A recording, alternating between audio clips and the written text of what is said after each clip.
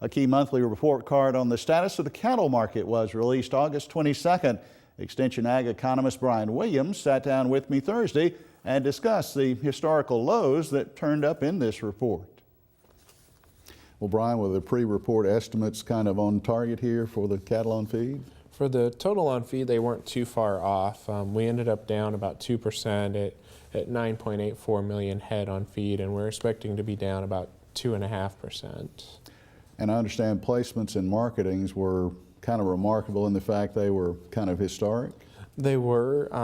Our placements were down 7%, and the expectations on that were to be down even more at about 9.5%.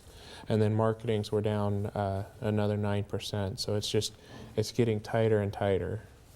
And total U.S. cattle on feed, that was a little bit higher than what the pre-reports had kind of put it? It was. We were down 2%, and we're expecting to be down about 2.5%. So we do have a few more on feed than what was expected.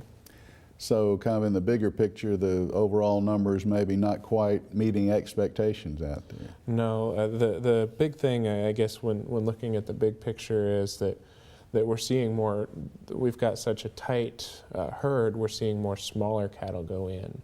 And that's where the increase is in their placements. Nebraska saw a 22% increase in lightweights, and Texas saw a 13% increase in lightweight placement, but the other weights were actually all down. All right, we're at the Labor Day holiday weekend, kind of the unofficial end of summer here. Is this, retail demand for beef this weekend, is that going to move the meter any, have any real impact on the market? Well, there's some potential there. One of the big things, the same day the cattle on feed report came out, there was a cold storage report that came out, and the cold storage is 21% lower than it was a year ago, and it's at the lowest point since 2001. So we're getting real tight supplies there too. And I think that's going to make the market a little more sensitive to increases in demand, such as for Labor Day weekend. And as far as prices, probably will stay about where we are this market? I think so, yeah.